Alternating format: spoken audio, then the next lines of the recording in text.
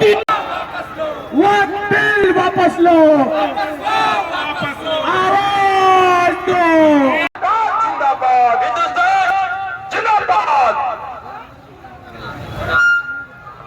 मोदी गद्दी छोड़ो, क्या कानून वापस लेना होगा, कानून वापस लेना होगा।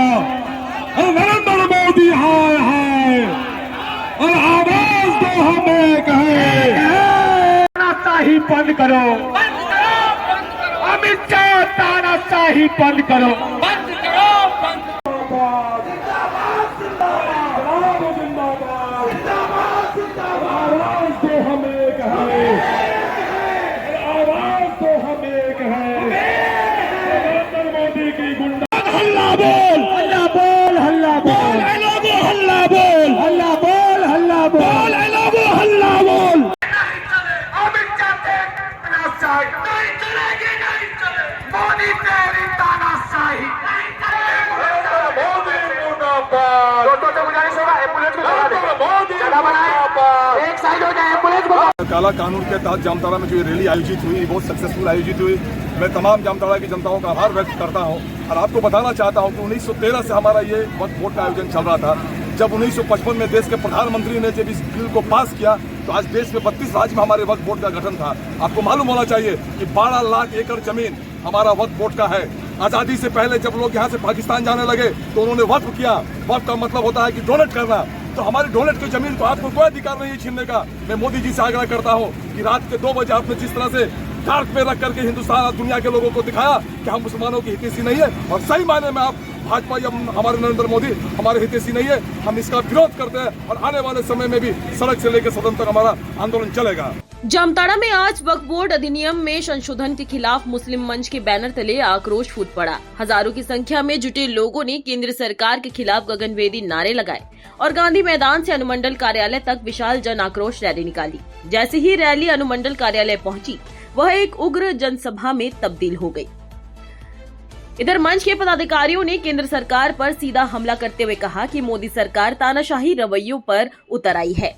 बिना किसी चर्चा और संवाद के रातों रात वक्फ बोर्ड अधिनियम में संशोधन कर दिया गया, जो न केवल अलोकतांत्रिक है बल्कि मुस्लिम समुदाय के संवैधानिक अधिकारों पर सीधा हमला है। इधर इरशादुल आरसी ने तीखे लहजे में कहा, हम इस बिल को किसी भी हाल में स्वीकार नहीं करेंगे। अगर सरकार ने संशोधन वापस नहीं लिया तो सड़क से सदन तक आंदोलन किया जाएगा। ये सिर्फ शुरुआत है। इधर अलमुद्दीन अंसारी ने कहा कि सरकार जानबूझकर एक समुदाय को निशाना बना रही है और अब मुसलमान चुप नहीं बैठेंगे। दिनों केंद्र की सरकार ने रातों रात वक्फ बिल पारित कर दिया है और इस वक्फ बिल में बिना हमारे राय मशवरे के यह बिल पास किया है, जिसका हम लोग पुरजोर तरीके से पूरे देश में विरोध प्रदर्शन चल रहा है।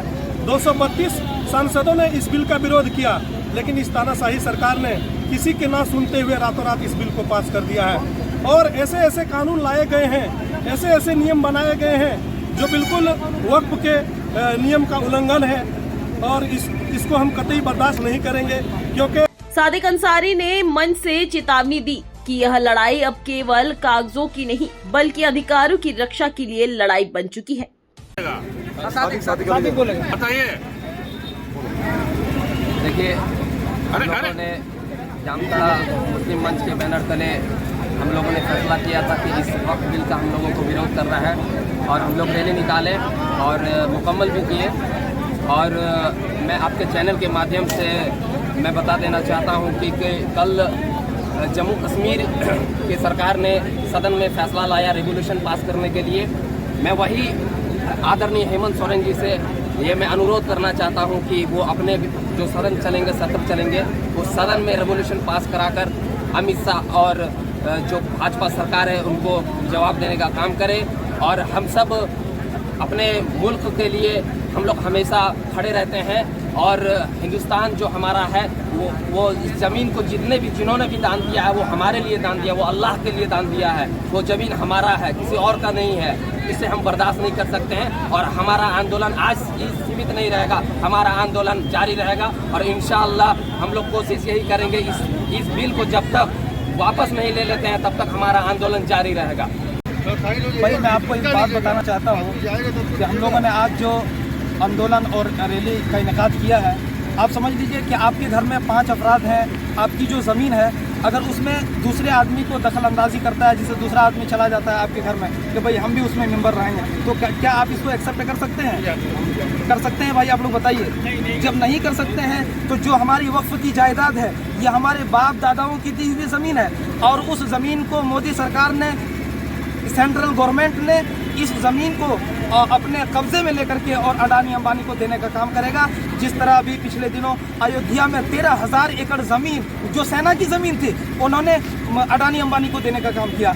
अब हमको ये बताइए कि मुस्लिम का इतना बड़ा हितैषी बना फिर रहा है कि 3-3 बजे रात पूरे रात सदन चला रहा है। मैं सोचने से कासिर हूँ कि हमारे उन तमाम सांसदों का मैं शुक्रिया अदा करता हूं जो इंडिया गठबंधन के हमारे सांसद थे। वहां पूरे रात जो बहुत ऐसे सांसद भी थे जो बीमार थे, कमज़ोर थे, परेशान हाल थे, लेकिन पूरे रात बैठ करके उन्होंने गुजारा और हमारे हक में वोट दिया, लेकिन वो लोग कामयाब नहीं हुए। बस मैं यही अपने चंद बातों से अपनी बात को खत्म कर। प्रशासन ने हालात को भांपते हुए भारी पुलिस बल तैनात किया, मगर भीड़ का आक्रोश और आवाज बुलंद होती रही। अंत में मंच के प्रतिनिधि मंडल ने महामहिम राष्ट्रपति के नाम ज्ञापन उपायुक्त को सौंपा और चेतावनी दी कि यदि बिल वापस नहीं लिया गया तो यह आंदोलन राज्य भर में फैलाया जाएगा। देखिए।